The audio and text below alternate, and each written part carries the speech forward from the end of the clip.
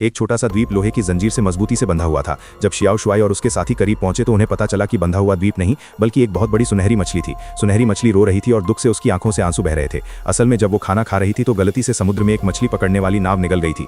इस बात पर आसपास के मछुआरे नाराज हो गए और आखिरकार उसे यहाँ कैद कर दिया गया। हालांकि बेचारी मछली का कोई बुरा इरादा नहीं था, उसे बस ये नहीं पता था कि मछुआरों को कैसे आजाद करना है। शियाओ शुआई ने तुरंत उसे बचाने का फैसला किया। वो छोटे घोड़े पर सवार होकर मछली की नाक के सुराख में घुस गया। छोटा घोड़ा अपने पंखों से मछली की नाक खुजलाने लगा, जिससे मछली को बहुत तकलीफ हुई और उसने पूरी ताकत से लोहे की जंजीर तोड़ दी। जोर का छपाका हुआ और दोनों उछलकर बाहर निकल आए। जो नाव निगली गई थी वो फिर से समुद्र की सतह पर आ गई। सुनहरी मछली आजाद हो गई और गहरे समुद्र में चली गई। शुक्रिया अदा करने के लिए मछली ने एक छोटे केकड़े के जरिए एक अंगूठी भेजी। ये समुद्र का दिल थी। अंगूठी को देखकर शियाओ शुआई गहरी सोच में डूब गया, क्योंकि उसे पता था कि इस अंगूठी का मतलब है कि उसकी प्रिय राजकुमारी राजा से शादी करने वाली है। उसने तुरंत फैसला किया और चुपके से राजकुमारी के कमरे में घुस गया ताकि उसके साथ भाग सके। लेकिन ये दृश्य राजा के आदमियों ने देख लिया। राजा ने लोगों के साथ मिलकर शियाओ शुआई को पकड़ लिया और छोटा घोड़ा राजा की बंदूक से घायल होकर गंभीर रूप से जख्मी हो गया।